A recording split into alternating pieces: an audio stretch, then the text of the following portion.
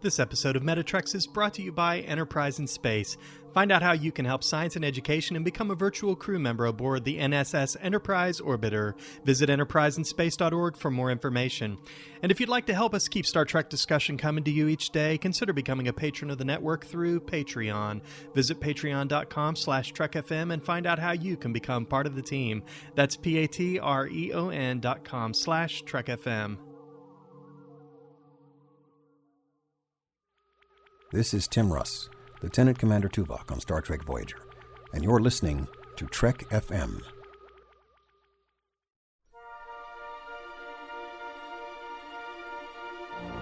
There's no greater challenge than the study of philosophy. My philosophy is that there is room for all philosophies on this station.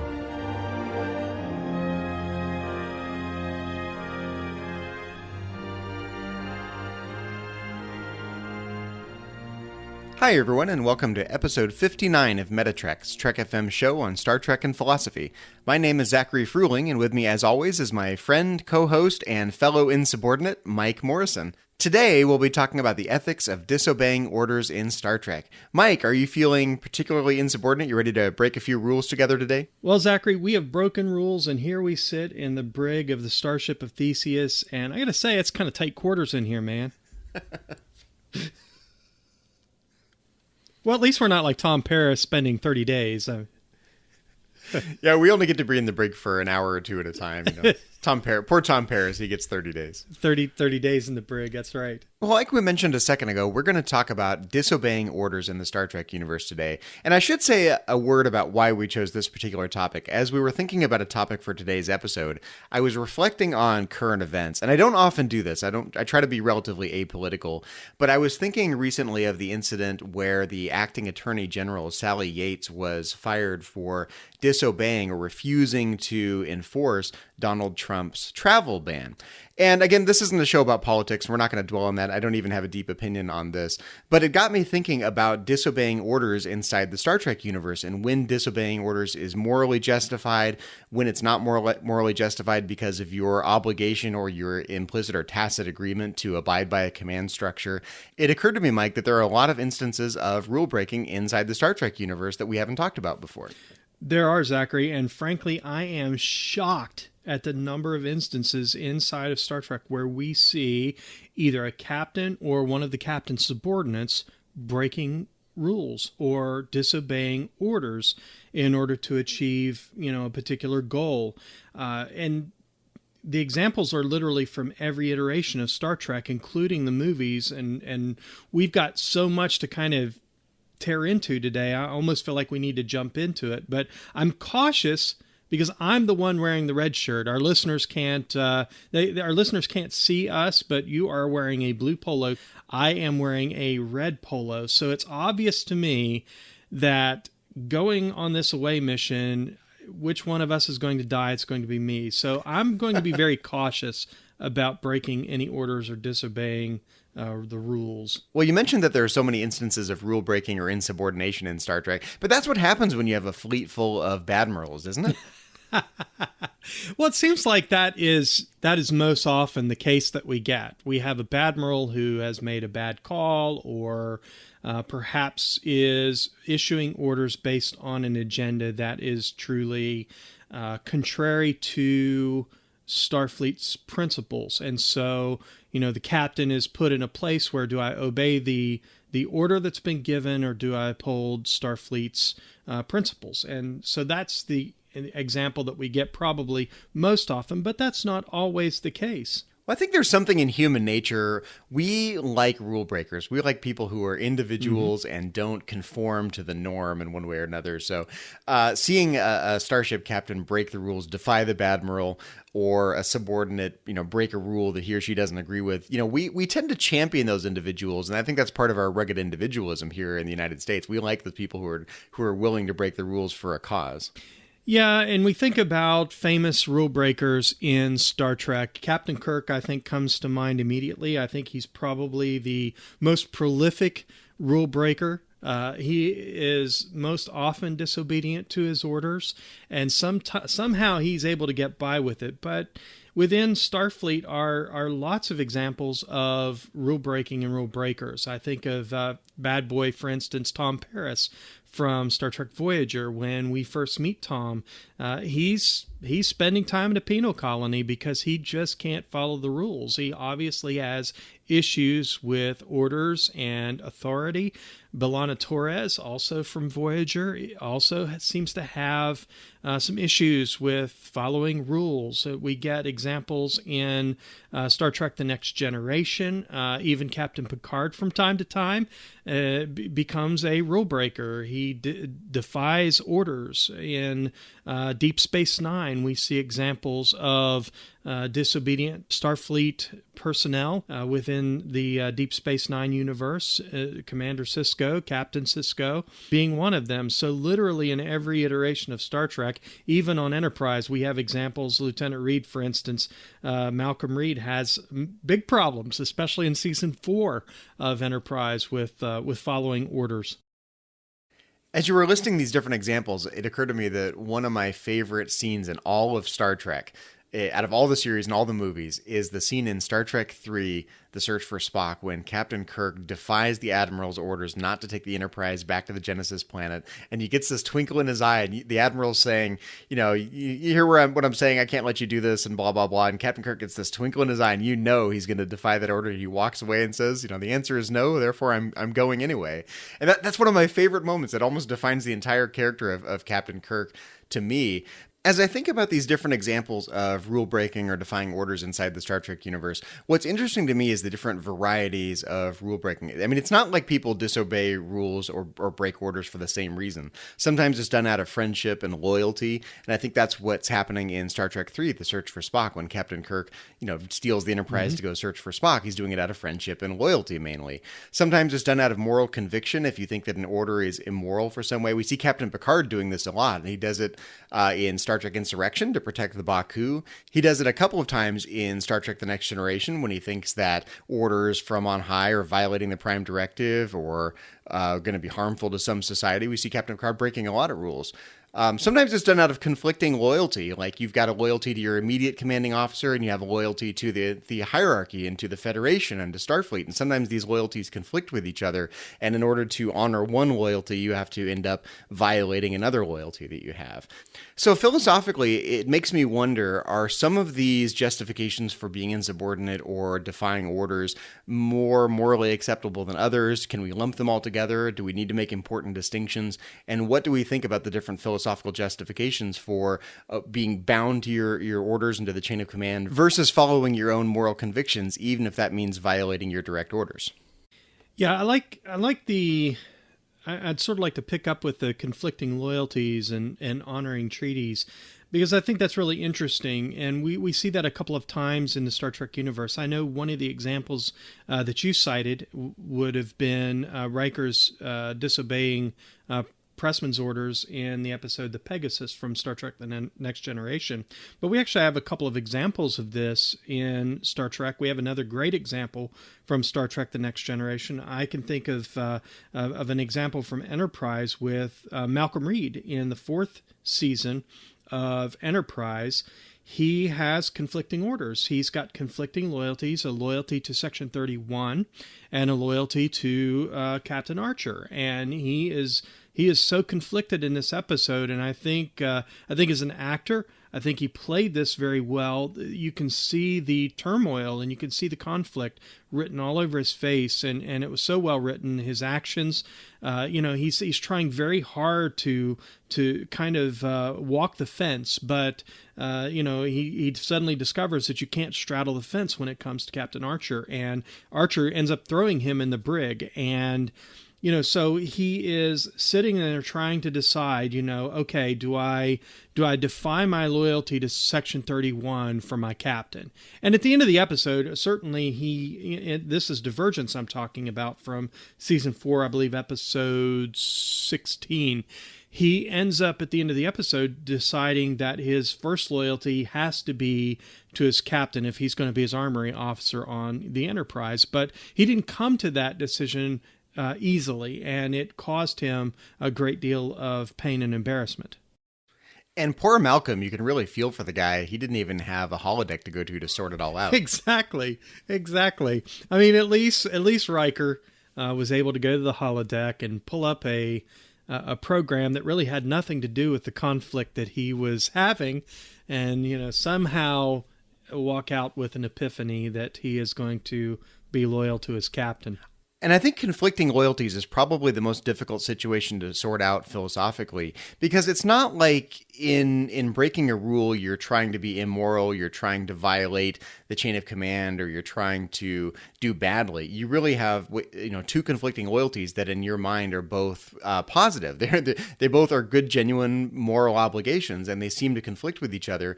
But in honoring one, you end up violating the other, and it causes this internal moral conflict that I think is very difficult to sort through. I think that's probably even more difficult than, say, Kirk stealing the Enterprise to go search for Spock, right? There's no real moral conflict there. That's a clear case of one loyalty trumping another in Captain Kirk's mind. But if you have conflicting loyalties in the sense of orders that seem to conflict, where if you honor one, you end up violating the other, or committing some act that isn't moral for some reason. That's a really difficult situation to sort out, because it's not like there's a clear case where one loyalty trumps another. And I think that's what's going on there with Malcolm. With Kirk, he's like, there's no question he's going to go after Spock. If that means sacrificing his career, loyalty to the chain of command be damned, so to speak. Well, I think there's another really great example in Star Trek: The Next Generation of an officer who struggles with conflicting loyalties. In fact, it seems to be a recurring theme in this particular officer's life, and we see this in the episode that bears her name, and that is Ensign Ro. Now, when we meet Ensign Ro, she's been court-martialed for disobeying orders, but Admiral Kennedy has pardoned her and has given her an assignment. But, Zachary, that assignment is not fully disclosed to Captain Picard. And so she is given orders by Admiral Kennedy, and she reports to Captain Picard. And because he doesn't have the full story, his orders contradict Admiral Kennedy's, and she's forced to choose loyalties. Now, again, at the end of the day, she's able to find her moral compass, but she repeats this pattern of behavior later on, and it ultimately ends in her leaving Starfleet and joining the Maquis. I think it's important to ask why this is even an issue, right? If it's a clear case of a captain's orders versus an admiral's orders, why isn't the obvious answer the right answer, that the admiral's orders just outrank the captain's orders? And so there's no conflict there. I mean, the whole idea of a chain of command is that, the higher ranking command outranks the lower ranking command. So if there's a case of seeming conflict between two different levels of command, the higher one always wins. So why does this bother us so much, do you think? I think oftentimes there is moral conflict built into that because, and again, we see examples of this in Star Trek, oftentimes these orders are issued in secret. They're issued covertly in order to cover up some kind of moral discrepancy. And so when these issues surface and the conflict arises within the episode, it is a simple case of, do I follow the order even though there are moral objections that I have, or, moral objections that are clear, that are in conflict with Starfleet's principles, or, do I do the right thing and defy the orders? So I think most often when we see these conflicting loyalty, we can point back to some type of moral conviction or moral issue, moral conflict that is within that order that's been given. That's a really interesting point. Like many things that don't see the light of day, the fact that these orders from on high, from the Badmirals, so to speak, are secretive orders that aren't given in public, out in the open, aren't given with the consent or the knowledge of a lower ranking captain, for example.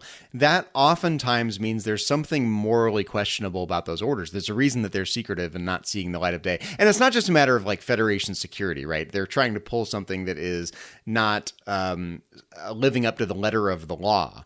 And that's why those orders are given oftentimes in secret. So yeah, that's a really interesting point. The fact that the secretiveness of some of these orders adds to the moral conflict, because the implication is that there's a moral problem with the orders from the higher ranking officer. And that's the problem Malcolm has in Divergence, because the orders that he has been given were given to him from Section 31, and okay, we're going to kind of step out of universe and all come into agreement that usually when Section 31 is involved, there's some questionable things happening in the episode. And so Section 31's objective is to stabilize relations with the Klingons.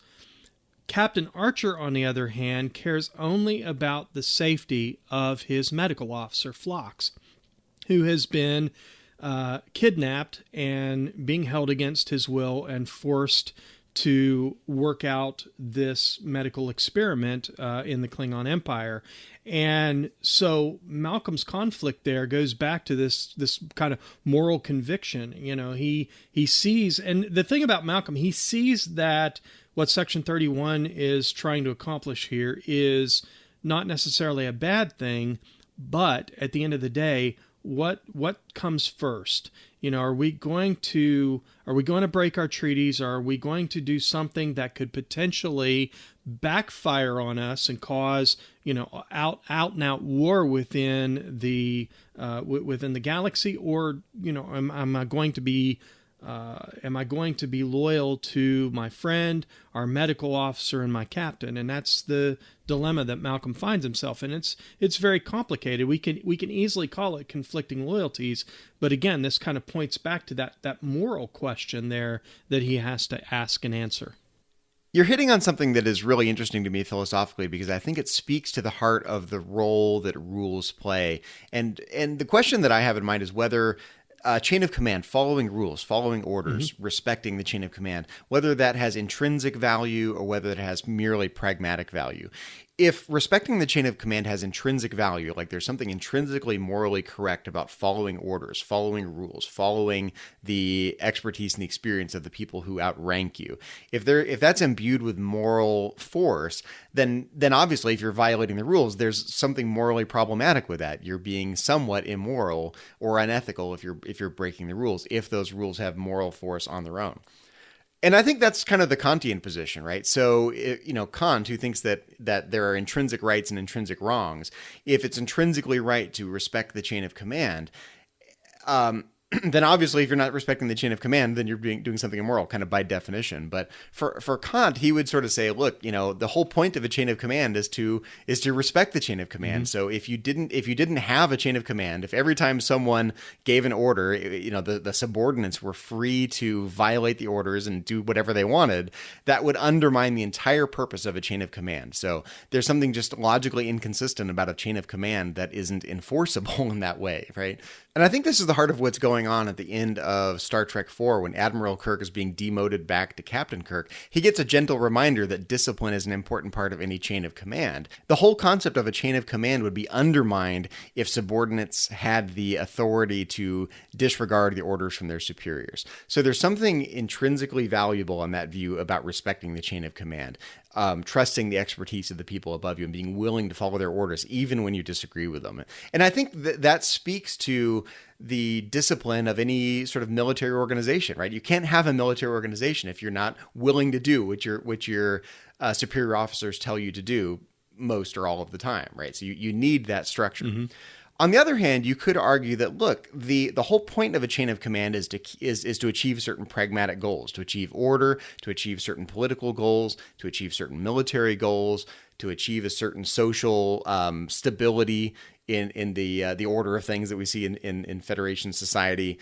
So and on that view, there's nothing sort of intrinsically valuable about following the rules. The rules are valuable insofar as they promote those goals. And if it turns out that orders from on high don't promote those goals, if there's nothing intrinsically valuable about the goals other than those pragmatic ends, then you're not violating any moral code in breaking the rules. You should be more free to follow your convictions in that state of affairs. The unfortunate consequence is that can can lead to chaos, it can lead to conflict, it can lead to internal moral strife and all of these situations that we've been describing. But to me, it seems to boil down to a question of whether following rules or respecting the chain of command has intrinsic value or merely pragmatic value. And Zachary, it occurs to me that most often than not, I think Star Trek errs on the side of pragmatism in this case. I think most often we see the position of the overall episode in which we see these kind of conflicts occur, leaning towards this idea that the rules are there and they're good insofar as, they promote the kind of values that we feel is important. But at the end of the day, we see example after example after example of the rules getting thrown out the window. For instance, Data says in First Contact, as Captain Picard is getting ready to take the Enterprise into the conflict in the Sol system. The Borg has launched an offensive against Earth, and they have ordered the Enterprise to stay out of it. And to me, that doesn't seem to make sense. I think anyone who was in a movie theater or at home watching on Blu-ray the movie First Contact, I think you're going to feel like, okay, that's not right. This is one of the most powerful ships in the fleet. It's got one of the most seasoned crew in the fleet. Let's put them in the thick of the action. That's going to give us the best possible outcome. But no, they've got them out there. They're just going to do some routine patrol while it's going down there near Earth. And so, Captain Picard's listening to the transmissions coming in. It's clear that the Federation is not faring well in this battle. And he turns to his crew and he says, okay, I am getting ready to I'm getting ready to break the rules. We're not following the orders. I'm going to take this ship and we're going to go into the battle. And, if you want to object, I'll note it in my log. Data turns around and he says, sir, I believe I speak for the entire crew when I say, to hell with our orders. One of the best Data lines in all of Star Trek. But I think that really, at the end of the day, Zachary, is the sentiment of Star Trek. But what's missing from that scene, Mike, is one of those classic Picard speeches. I mean, Picard often reminds us that following orders blindly has led to tragedy after tragedy. And Starfleet doesn't want people who blindly follow orders. Starfleet wants people who can analyze the situation at hand and make the best judgment call or make the best decisions based on the information at hand. So even Captain Picard would say that you don't blindly follow orders. But although, the irony is if someone directly contradicts Captain Picard's orders, he doesn't like it one bit. No, indeed. And, he didn't have time for a speech. Yeah, I think a drumhead style speech would have been perfect, but there just wasn't time because Worf had given the order for ramming speed. So, if Worf is going to make it into the next couple of movies, they had to get there and save his bacon before he decided to take the Defiant in to that Borg cube. But I think that this kind of pragmatic view is the most consistent point of view of Star Trek. Now, that being said, Spock, most often than probably any other character, perhaps Data, but Spock is one of these characters who, as he is making a decision, as he is trying to decide what course of action is best for Kirk and the Enterprise to take, he often gives speeches, quotes regulation. There's a very methodical, very thoughtful process that he uses when he's coming to these decisions. And so that kind of gives me this idea that he values intrinsically these rules and these regulations. But Spock has also been known to defy orders and to break rules. And we see this, I think, first and foremost in the menagerie from the original series. I mean, he's kidnapped Captain Pike. He has commandeered the Enterprise, and he is headed to a planet that is so taboo that there is a death penalty for anyone who enters that system. So he's not just going to break a rule or disobey an order. He is going to commit a capital offense, but he does this to save his friend, Captain Pike. And so when Captain Kirk does similarly in Star Trek 3, I think he learned that from our resident Vulcan. I think the nice thing about this pragmatic approach to the chain of command versus imbuing the chain of command with some sort of moral bindingness, that the chain of command is intrinsically valuable. And so if that's the position, then taking the high ground, like, look, you violated an order, so you're just in the wrong, is the right thing to do. If it's really cut and dry if the chain of command has intrinsic value. But if you back off on that just a little bit and you just say that it has mostly pragmatic value, that allows you to say, well, most of the time, maybe even the vast majority of the time, respecting the chain of command keeps order, ensures political stability, ensures military superiority, all these various pragmatic goals. So, 9 times out of 10, that respecting the chain of command is going to achieve those pragmatic goals. That gives the rule breaker, 1 time out of 10 or 1 time out of 100, the license to say, no, it doesn't. This time, the situation is different, and the chain of command is actually not going to achieve the goals that we all share. Unfortunately, what I think it does is undermine the higher-ranking officers, whether it's the captain or the Badmiral or even the Federation Council. It undermines their ability to look down the chain of command and say, look, I'm in charge. I'm the superior officer. You need to follow my orders, and you need to trust that I have the right perspective on this because I'm the superior officer.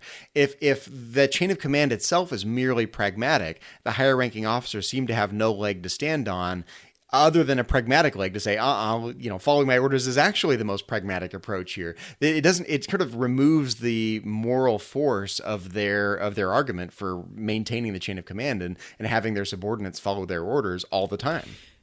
And actually, Zachary, we discover in Voyager episode Equinox that there is a Starfleet regulation. It is Regulation 3, Paragraph 12, that authorizes captains to take any justifiable action to preserve the lives of their crew when threatened with imminent destruction.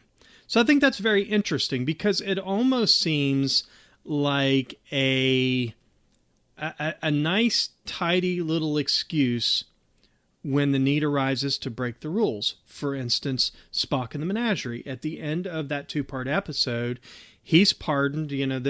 Somehow Starfleet Command has been able to see these transmissions. They now see that Spock was doing something that was morally acceptable, and they pardon him. Kirk in Amok Time does something similarly. Spock is undergoing the Pon farr, and Kirk has been ordered by the Admiral to go to Altair 6. And so what does he do? Well, he forgets all about Altair 6. He's going to do what he feels is necessary to take care of his friend. Spock needs to go home and put on his Barry White and do some romancing. And so, Kirk totally gets that. I love how Kirk is willing to jeopardize his career so Spock can go home. And I don't know, is this regulation the reason that Kirk isn't court-martialed for that action? Because we never find out, as is usually the case, what the consequences were for defying these actions. I mean, again, we know Ensign Rowe was court-martialed. We see Tom Paris spend 30 days in the brig, but there are examples of Starfleet officers, the EMH, for instance, in Flesh and Blood. Why was he never punished for defying orders? Was it Starfleet Regulation 3, Paragraph 12? Well, I guess the question that's emerged in my mind as you've been describing this situation is that, look, if at rock bottom, Starfleet captains have the authority to do whatever is necessary when faced with imminent danger, doesn't that merely reduce the chain of command to, at best, a useful fiction? And if not, what is the explanation for giving the chain of command any additional justification beyond that? Yeah, I think that's... I think those are great questions. I'm not sure that there are easy answers to them. I mean, we do have concepts, and I think maybe we're back in the realm of virtue ethics, like sometimes we end up. I think you can say that there are virtues in having a sense of honor, of duty, of loyalty, of meeting your commitments, doing what you say you're going to do, meeting your promises.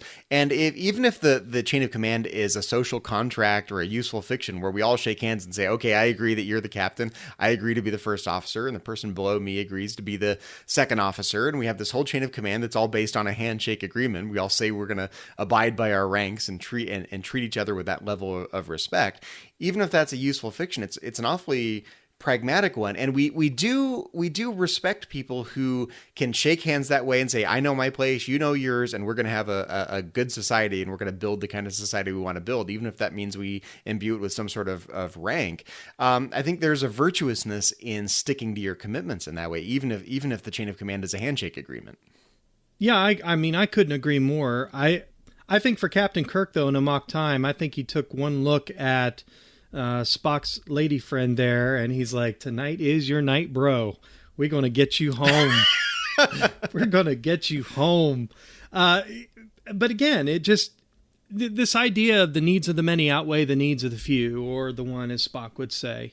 I mean, this flies in the face of that philosophy, because we are putting the needs of the one ahead of the needs of the many. In this case, Altair 6. In the Menagerie, it was the entire crew of the Enterprise who was in jeopardy. I think of Sisko in the Dias cast.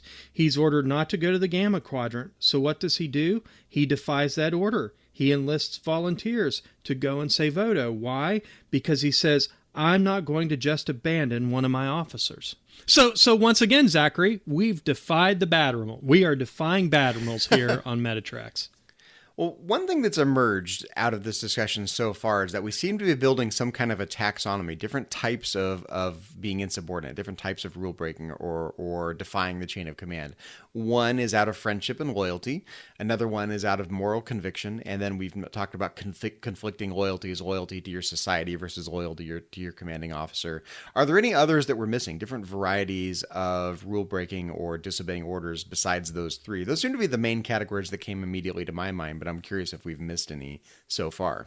Well, Zachary, the only example that I can think of that probably isn't character-based, as far as, Kirk trying to aid Spock or Spock aiding Kirk or some configuration of that, Sisko and Odo, whatever the case may be. Picard and Earth, or Picard and Data in First Contact, he stays aboard the Enterprise. Why? Because the Borg has abducted Data. He's going to go after his friend. And he tells Lily, why? Because once upon a time, these people risked their lives and came after me. So we see lots of examples of that within the Star Trek universe. But there's actually an episode, and I believe the episode is The Siege, from Deep Space Nine, Season 2, near the beginning of the season. Sisko is ordered to withdraw from Deep Space Nine because of political unrest on Bajor. And so the Circle is coming with military might. They have ordered all non-Bajorans to leave the station. Sisko's ordered to leave. He decides to stay. There really wasn't a reason in terms of, helping a friend or something like that. It was an obligation, I think, that is to some degree ambiguous, other than he was going to hold on to that space station. He wasn't going to give it up so easily. He simply disagreed with Starfleet's position on this. I think there's a couple ways to read this situation. One is that Captain Sisko sees certain ends. He sees a potential relationship with the Bajorans and all of its benefits. And if Starfleet is ignoring that by ordering him to abandon the station, then that seems to be a case of pragmatic disobeying of orders, mm-hmm. right? That the orders don't serve the pragmatic value that Captain Sisko sees in the relationship that he's building with the Bajorans. So that's one way of reading it. And I think that's probably an excellent way of reading it. Another way of reading it could be just plain old-fashioned stick-with-itness. Like, he's not going to abandon his station. Come hell or high water, he's commander of that station, and he's not going to see it torn to shreds. And there's something admirable about that, too, being willing to go down with a ship. There is this tradition of captains, or commanders in this case, but that time period in Deep Space Nine, but there's a tradition of captains being willing to go down with a ship, that you're not going to leave your ship until every last person is off, and unless that situation unfolds, you're going to be there to deal with whatever consequences unfold. So there's something admirable about that, even if it's not for any higher purpose. Just that's part of the job of being a commander or being a captain. Yeah, and I think that's the kind of commander, I think that's the kind of captain that Sisko is, but I don't think that's the case. I know we see him in the Dominion War being forced to abandon Deep Space Nine to the Dominion. So I don't necessarily think it's just, come hell or high water, I'm going to hold this particular piece of real estate, or in this case, this particular space station out here, deep in the Alpha Quadrant. But I think rather, based on the speech that he gives to his officers in the episode The Siege, he talks about the relationship that they've worked so hard to build with the Bajorans, that he values that friendship. He thinks it's serving a greater purpose. He's looking at it from a very personal level. He's talking about relationships that have been formed. He has one officer that's engaged to a Bajoran, and he brings up all of these kind of personal examples, and this becomes his reasoning for holding on to the space station, and how he's able to convince so many of his officers to stay behind and help him hold it. So I think your first explanation is probably the best explanation for why Sisko would want to hold on to Deep Space Nine and defy those orders. And I think in that situation, Commander Sisko is every bit justified in saying, look, my superiors don't understand what it's like out here on the field. They haven't been getting to know the Bajorans. They haven't seen the relationships be built. They haven't seen the benefits. They don't see the potential that I see. So they're just plain wrong in ordering me to abandon the station. And again, I think the only justification that makes sense on is this pragmatic justification. If you can say, look, the whole reason for this chain of command is to achieve certain shared goals that we all share as a society, and if the orders conflict with those pragmatic goals, then the orders be damned. What matters is achieving the kind of society we want to achieve. And I think that has to be the position that Commander Sisko is taking in that situation. And Zachary, it seems to me that Commander Sisko establishes himself as the kind of commander who can see the intrinsic values of regulation and principle. However, I think overall he's a very pragmatic captain, a pragmatic commander, pragmatic person. And we see him weighing these kind of moral decisions and oftentimes erring on the side of pragmatism. For instance, I'm thinking of the Deep Space Nine episode Captive Pursuit. At the end of the episode, there is this debate about whether or not they are interfering in the development of another species, their inner workings, and is this a prime directive issue? And so Tosk is supposed to be turned over to the Hunter, and O'Brien has built this relationship with him. He's not just going to let Tosk, go to his death, a humiliating death at that. He's going to give Tosk a chance to live. And he's got a really great argument for this. I mean, he's giving the hunters what they want, a great hunt. He's giving Tosk what Tosk wants, a chance to, live another day and for the hunt. And he defies orders. He really screws with the station systems, and I love it near the end of the episode. Sisko has been made aware that O'Brien's gone off the rails, and Odo says, I'm going to go intercept him, and you do that, Constable, you do that. And so Odo takes off. He's briskly walking, and Sisko says, you don't have to be in a hurry. So I think there's this establishment here with this particular character that he's going to be more pragmatic probably than he's going to be, just so intrinsically tied to regulation. That was such a great example and such a great point. There's only one justifiable response to that. I am Tosk. No. No, seriously, Captain Sisko, by the end of Deep Space Nine, has to become pragmatic. He has seen the chain of command devolve into bureaucracy, right? He's seen when a chain of command isn't efficient, isn't serving pragmatic value, it's actually interfering with their potential ability to win the war with the Dominion. So I think Captain Sisko, being in that unique position to see all the different factors and being on the front lines and having those direct experiences, allows him to say, look, chain of command be damned, we have to start taking action.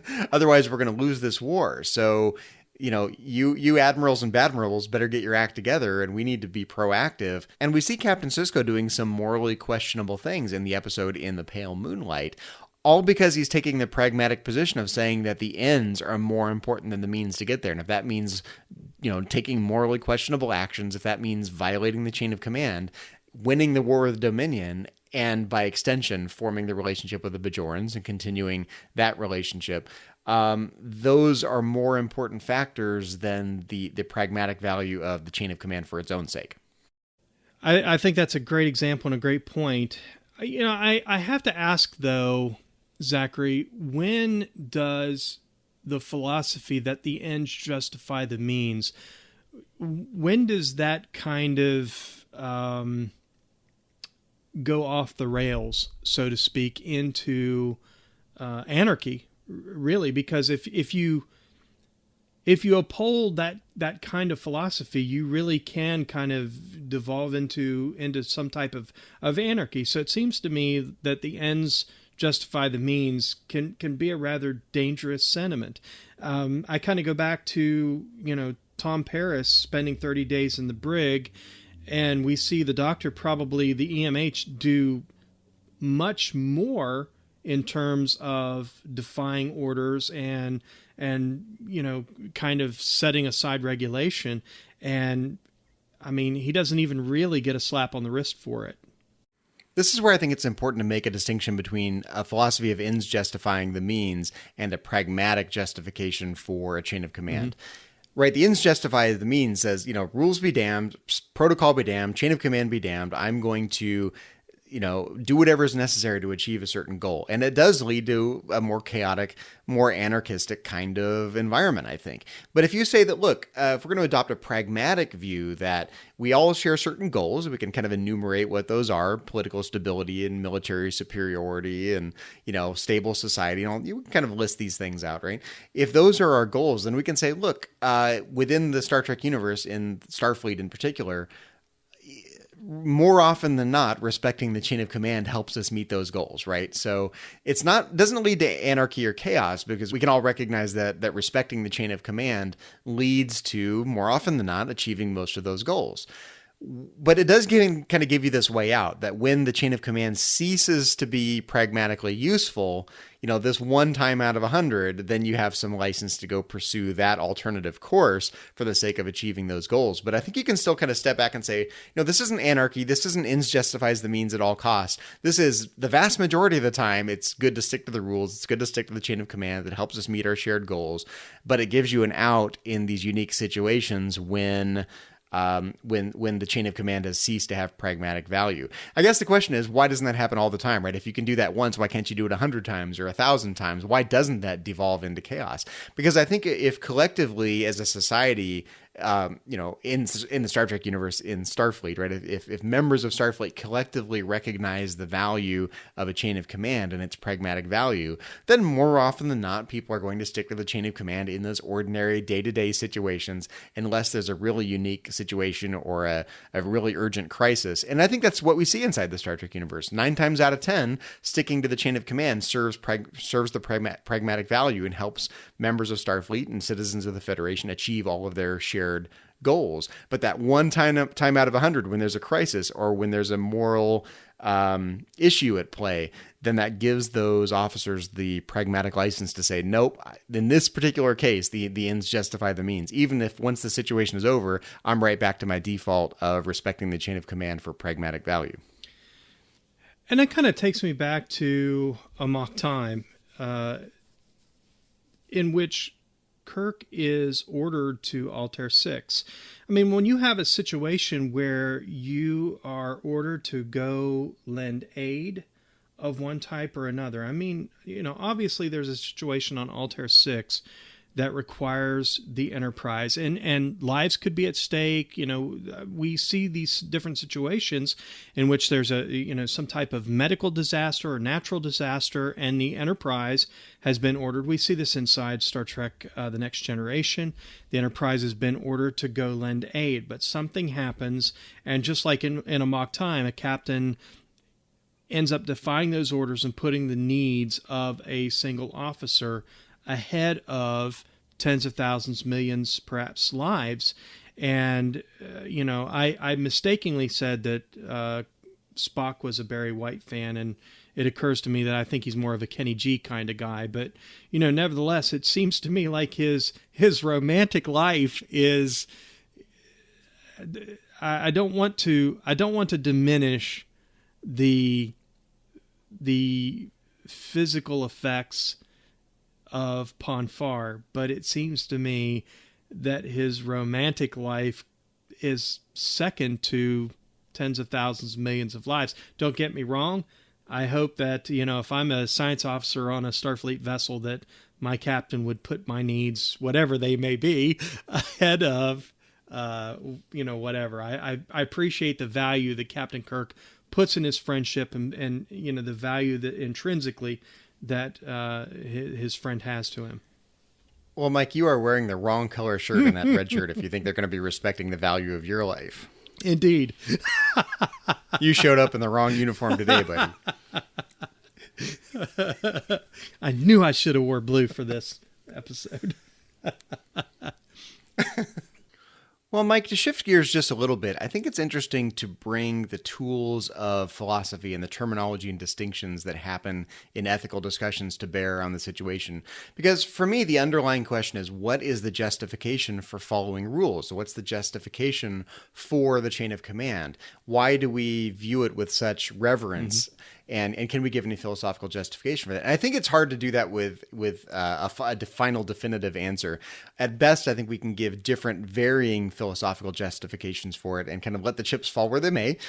People I think are going to have different opinions on this. I don't know myself of a way to reconcile this, but I think you can take different perspectives on rules and on a chain of command from different philosophical traditions. And I think it's useful at least to kind of lay out the field of options and see what comes of it.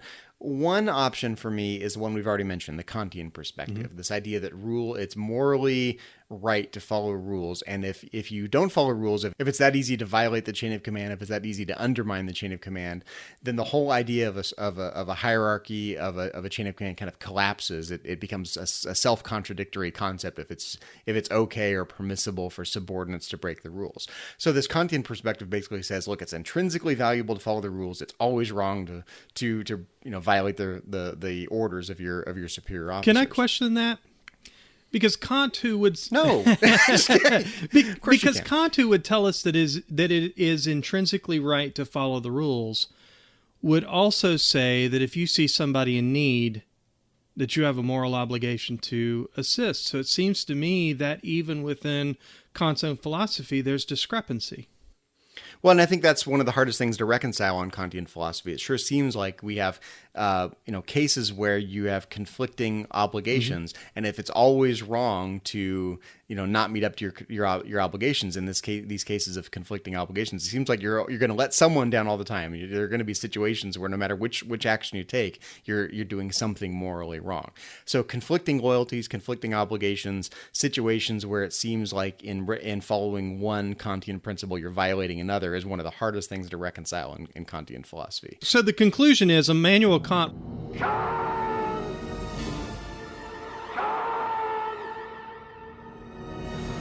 would probably make an incredible Starfleet captain because he'd just weigh the options and do what he thinks is best at the end of the episode.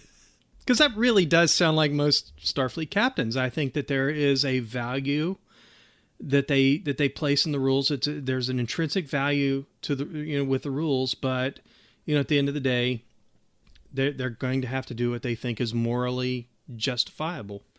Yeah, and I think something like the Prime Directive is a good example. The Prime Directive is viewed with such reverence inside the Star Trek universe, you could call it a Kantian principle, right? This is a rule you just plain don't violate. It's always wrong to violate the Prime Directive, regardless of the consequences, regardless of what orders you're given. That's just something they view with that kind of Kantian moral universality, right? So that's one approach, is to view the chain of command with that kind of rigidity. Another approach would be we kind of called it the pragmatic approach. You could call it a social contract approach, where, we jointly agree to this useful fiction of this hierarchy for the sake of meeting certain shared goals, right? It's a social contract, or it's a pragmatic perspective. That's another approach. You could also consider this idea of breaking rules or disobeying orders from a social justice perspective, that you actually have a moral obligation to disobey those unjust orders, right? If you genuinely receive an order that you think of as unjust, it's not just that you have a moral obligation to obey the orders and you're violating a moral principle in disobeying the orders. You actually have a moral obligation to disobey the order, because that's what promotes the social justice principle that you see in the situation at hand. So that's a third option we haven't really talked about, that you actually do have a moral obligation to disobey the orders in certain situations. So that's option number 3, this sort of social justice perspective, that the overriding factor is justice, that if you receive an unjust order, you have a moral obligation to pursue the course of justice, regardless of the chain of command. But I think you could take a fourth perspective on this. This occurred to me before we started recording the show. I would call this something like a civil disobedience perspective, that in certain situations, maybe you can think of this as a subspecies of the social justice perspective. On this view, if you choose to disobey the orders of your superior officers, you have to be willing to live with the consequences of that. And I think that's part of civil disobedience, right? If you disobey society's rules to shed light on an injustice or to achieve a certain end, you're well within your rights to do that, but you have to accept the consequences of that. That means you might end up in jail. You might end up paying a fine, these various consequences that come with violating the rules of a society. So if you look through examples of Star Trek, like, Captain Kirk stealing the Enterprise, he has to be willing to accept the consequence of disobeying the rules, right? And one of the consequences, of course, is being demoted from admiral down to captain. And after choosing to violate the rules, if you're going to generally accept the structure of a society and of this hierarchy, if you're not going to reject the social hierarchy, if you're not going to reject the chain of command outright, if you violate those rules for principle or for loyalty or for any of the other justifications that we mentioned, one of the consequences is, well, there are going to be consequences. You might have to serve time in the brig. You might lose your commission. You might get demoted. And that's part of choosing to disobey the rules in an organized society like Starfleet. And we see that happen again to Tom Paris in 30 Days. He's demoted. He spends 30 days in the brig. But I don't think that anyone is going to demote Jean-Luc Picard or take any other action against him when he gets back from Earth after saving humanity from the Borg. Yeah, it's not likely that we're going to see Commander Picard again. No, indeed. Although it's fun to think about what would happen if, like, Harry Kim chose to disobey an order. Would they demote him to crewman? Would they take away his lone pip? Crewman first class.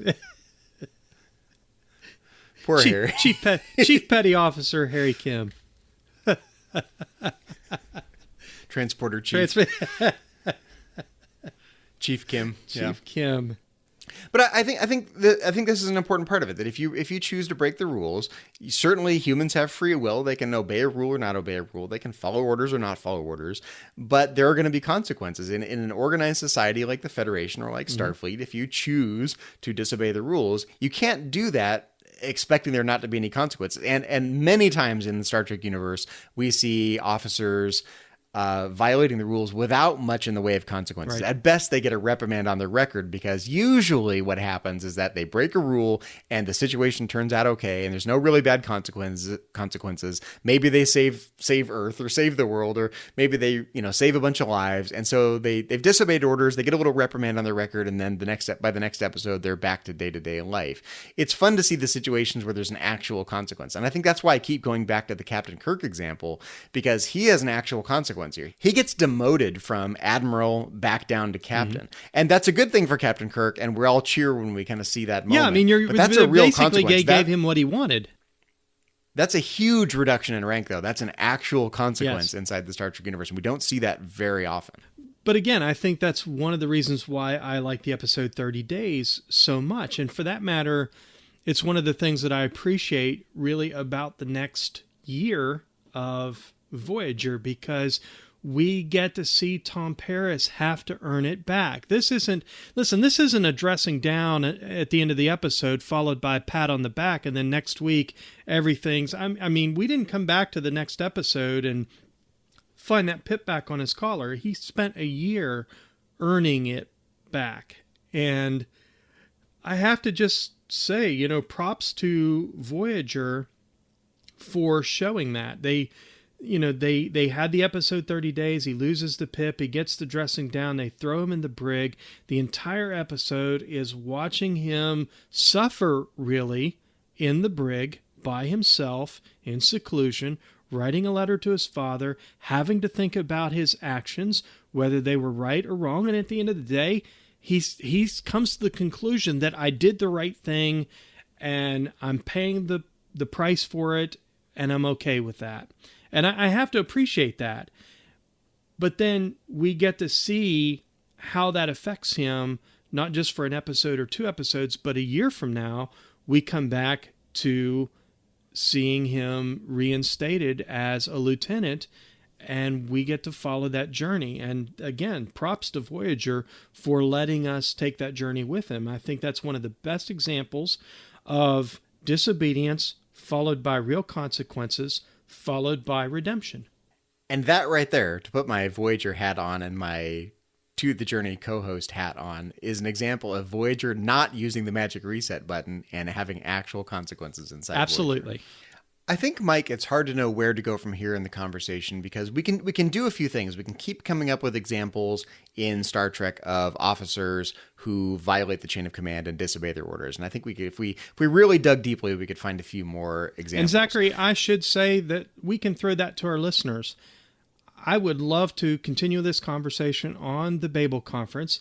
Listeners, give us some examples. Let's talk about those. What were the motivations? Where do they fit, in these examples that we've given of disobeying orders?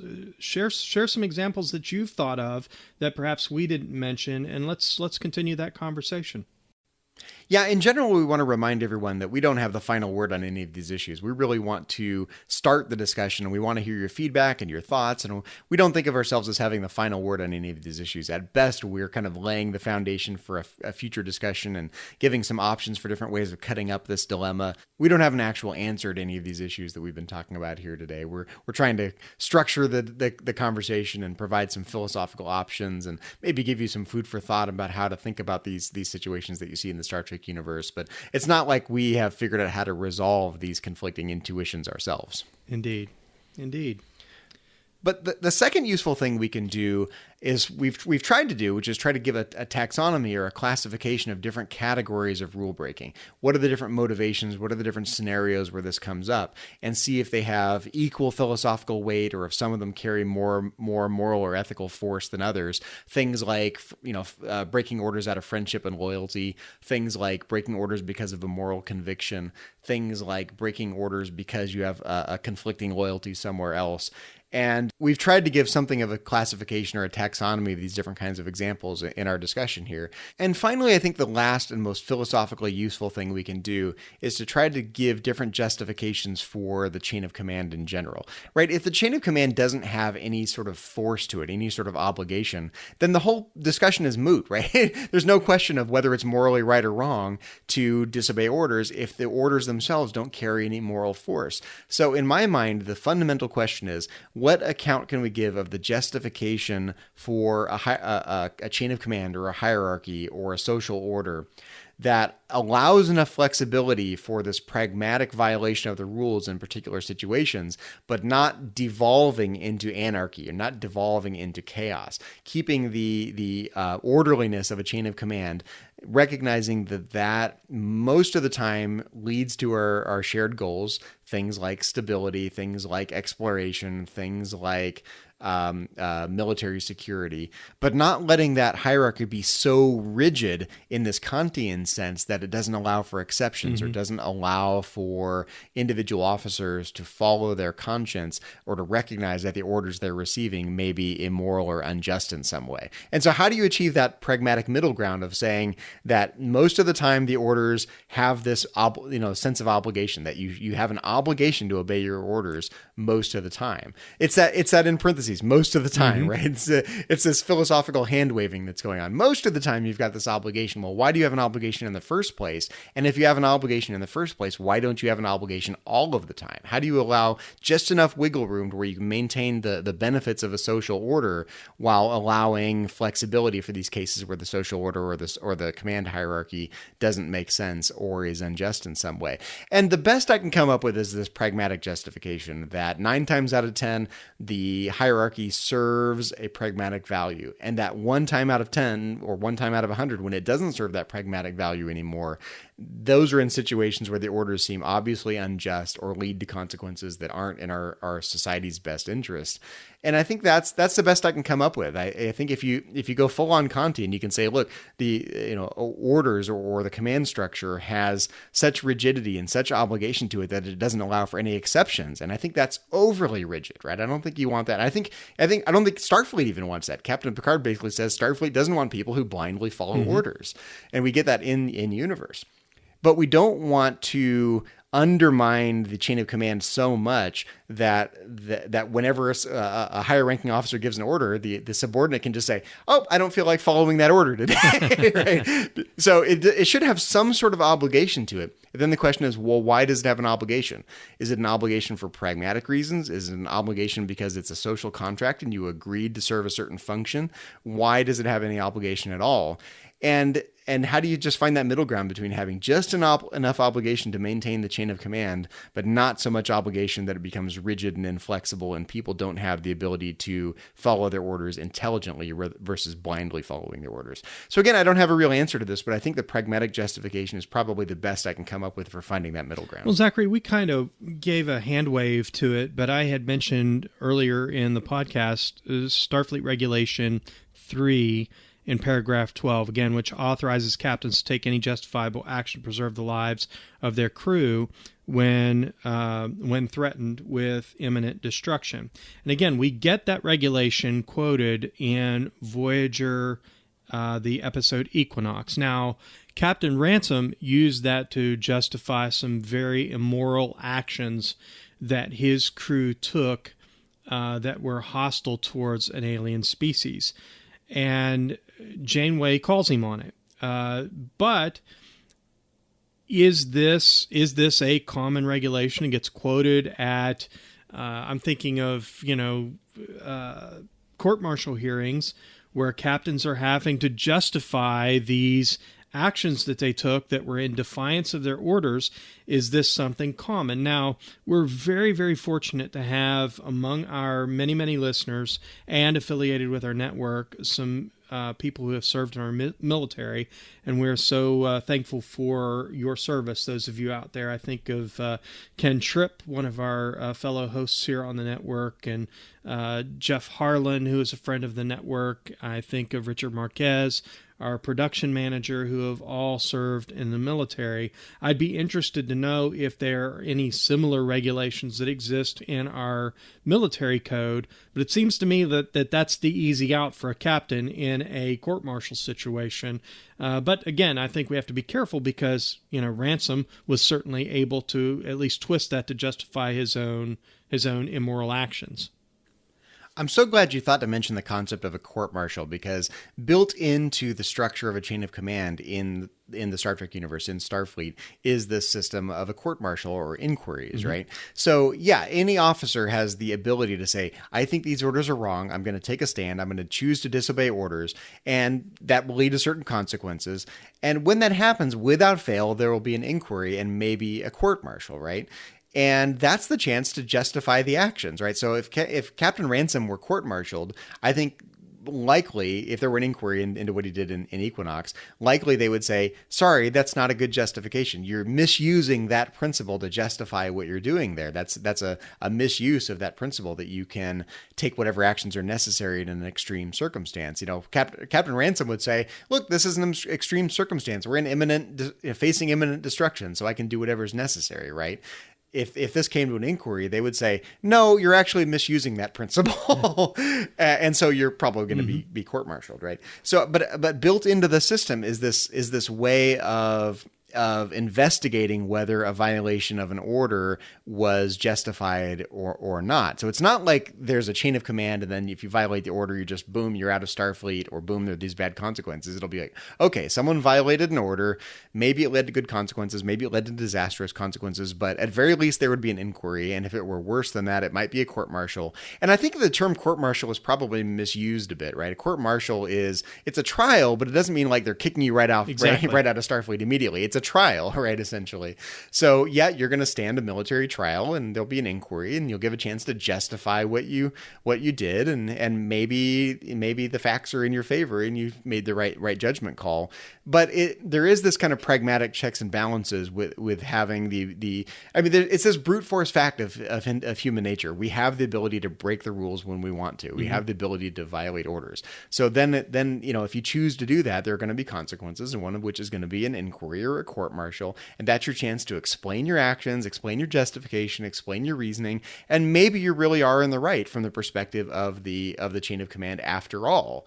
And so court-martial, I think, is kind of this dirty word that has more of a negative connotation than it probably should have. It's a trial. It's an inquiry. It's a chance to explain your reasoning and your rationale and your justification.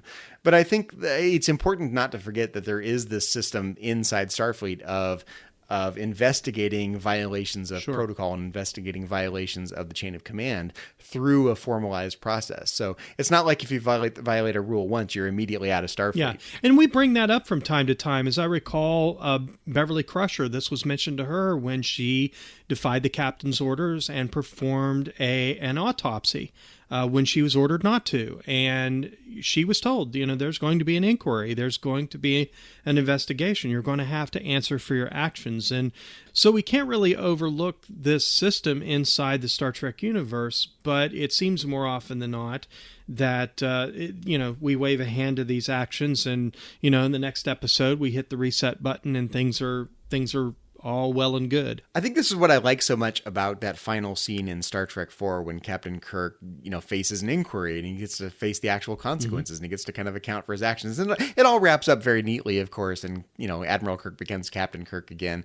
But I also am reminded of, we talked about the Pegasus earlier from Star Trek The Next Generation, at the final scene of that episode where Captain Picard is talking to Riker, who's been sent to the brig, and he's basically explaining, look, there's going to be an inquiry and there's going to be some hard questions.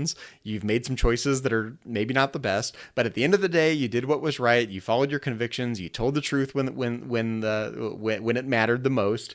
So it's going to be okay at the end of the day, and I'd still be honored to have you as my first officer. But this idea that, look, you can violate your orders, or you can violate a treaty or whatnot. Any human has the ability to break those rules as they see fit. But there's going to be consequences. There's going to be an inquiry. At very least, there'll be an inquiry and there might be consequences. But I just like the fact that there's a discussion about those things, because it's not like, even though we don't really get to see it, the implication is not like, you're off scot-free by the next episode. Yeah, on screen by the next episode, we don't see any consequences. But I just like the idea that when you choose those actions, there are going to be hard questions to answer.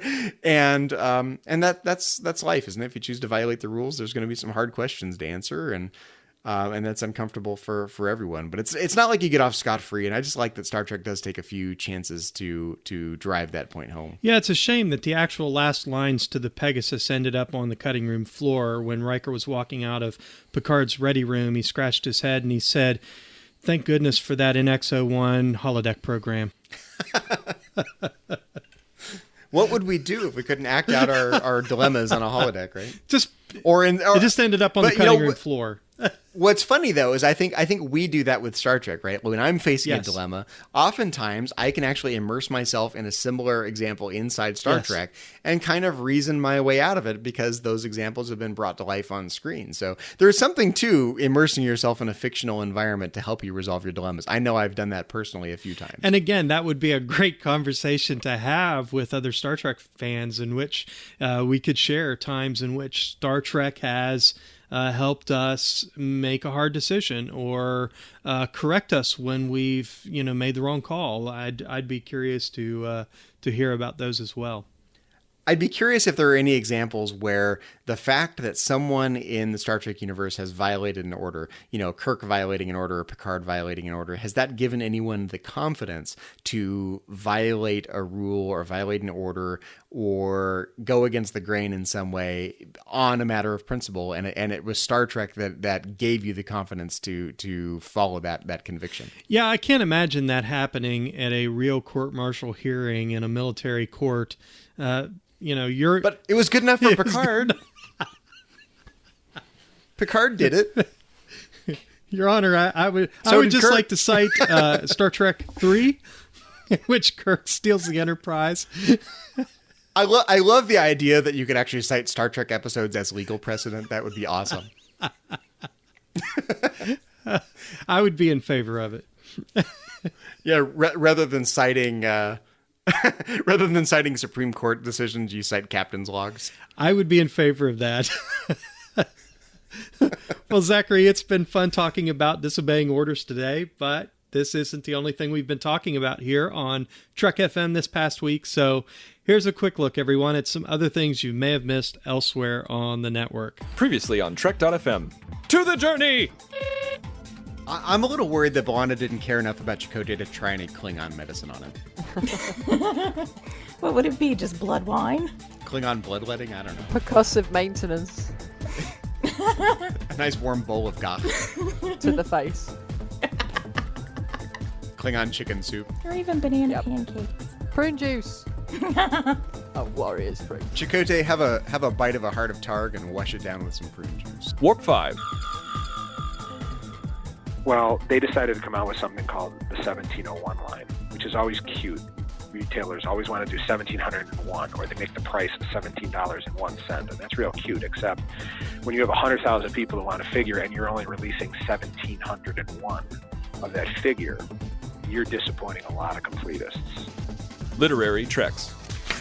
But still, at the same time, you're left with that what if, And I know that, like, the Parallels episode gives you a couple of brief glimpses of Riker in command after Picard is dead, and it doesn't seem to be going well for Mr. Riker at that point. Stage 9. A podcast about the people who make Star Trek. He has worked with Robert Rodriguez. He was Rodriguez's cinematographer before Rodriguez started shooting his own movies, having worked with him on From Dusk Till Dawn, not the TV show From Dusk Till Dawn, the original masterpiece. Maybe the best. That's always well, where we go right off the rails right Okay. there. So you're throwing in the word masterpiece right there. And that's what else is happening on Trek.fm. Check out these shows and find out what we're talking about in your favorite corner of the Star Trek universe and beyond. You'll find us wherever you get your podcasts. If you're an Apple user, be sure to hit the subscribe button. That helps us out greatly and makes it easier for other listeners to find the show as they search iTunes. If you're not an Apple user, we've got you covered as well. You can find all our shows on Stitcher, TuneIn, SoundCloud, Windows Phone, and of course you can always stream and download the MP3 file from our website and grab the RSS link as well. And Zachary, we want to mention two new ways that our listeners can catch all our podcasts here at Trek FM, and that is through Google Play and also streaming over on YouTube. We always want to make sure that our Trek FM podcasts are as available and as easy to find as possible, so we're always trying to find ways to get our podcasts out to you anywhere you can get your podcasts. Another way, listeners, you can always help us keep our shows coming to you each week is to become a patron of the network on Patreon. If you visit patreon.com/trekfm, that's patreon.com/trekfm, you'll find our current goals and different milestone contribution levels, along with all the great perks that we have for you. These perks include things like early access to content, exclusive content, producer credits, seats on our content development team, and many, many more. We really appreciate any support you can give us, and we hope you'll join the team. Again, you'll find all the details at patreon.com/TrekFM. And don't forget to check out Enterprise in Space, a project of the nonprofit National Space Society that will design and launch an 8-foot orbiter and return the craft to Earth. The NSS Enterprise orbiter will carry more than 100 student-designed science experiments into space, and you can help make it happen. Visit enterpriseinspace.org to find out more and to get your seat on the mission. If you'd like to contact us with feedback or suggestions for the show, or to send us your thoughts on anything we discussed in this episode of Metatreks, you can contact us in several different ways. You can contact us via a form. Just go to trek.fm/contact. If you'd like to leave us a voicemail, you can look in the sidebar in our Metatrek show page on the Trek FM website, or you can go to speakpipe.com/TrekFM. You can find us on Twitter. Our Twitter handle is @TrekFM. On Facebook, you can find us at facebook.com/TrekFM. And while you're on Facebook, find us in the Babel Conference. The Babel Conference is Trek FM's listeners-only discussion group. Just type The Babel Conference, that's BABEL, into the search field on Facebook. Or you can go to our website at trek.fm and click Discussion on the menu bar. We'd also like to encourage you to leave a rating and a review of Metatreks on iTunes. We'd love to hear your feedback and suggestions for the show. Well, Zachary, when you're not spending 30 days in the brig, where can our listeners find you on the interwebs and around Trek FM? Well, you can find me elsewhere on the network as co-host of To the Journey, Trek FM's dedicated Voyager podcast with my co-hosts there, Kay Shaw and Suzanne Williamson. You can also find me on Twitter. My handle is just my name, @ZacharyFruling. And you can find me in the Babel Conference if you want to talk about Star Trek and philosophy with me there. And Mike, how about you? When you're not seeking legal counsel for your impending court-martial, where can people find you on the Trek FM network and around the interwebs? Well, Zachary, I'm always around Facebook. That's where I'm most active. I'm certainly around the Babel Conference from time to time. On Twitter, my handle is @CMichael1701. I'm also on Instagram, CMichael1701. Also, Zachary, I recently finished writing a novel, and if you're interested in reading my thoughts on that process, or about life, you can catch my blog at cmichael1701.wordpress.com. Around the network, I can be found on recent episodes of Warp 5 and The Ready Room. Well, Zachary, we'd like to take a moment to acknowledge the rest of the Metatreks team from around the network. Specifically, we'd like to thank C. Brian Jones, founder and publisher of Trek FM, who never gives bad orders. Also, our executive producers, Matthew Rushing and Ken Tripp. Aaron Harvey, our art director, Richard Marquez, our production manager, our Patreon manager, Brandon Shea Mutala. We'd also like to give a special shout out to our associate producers, Patrick Devlin. You can connect with Patrick on Twitter at MagicDrop5. Kay Shaw, also on Twitter at Choco Weeble. Our friend Norm Lau, you can catch him on Twitter. His Twitter handle is @Starfighter1701. And Kit Lofstad, her Twitter handle is @MotherCat. That's mother with a 0. We want to thank you for all that you do to help keep dilithium in the chamber here on Metatreks and around the network. Well, thanks everyone for listening to Metatreks, a Star Trek and philosophy podcast. Until next time, when we will once again boldly go where no philosophers have gone before.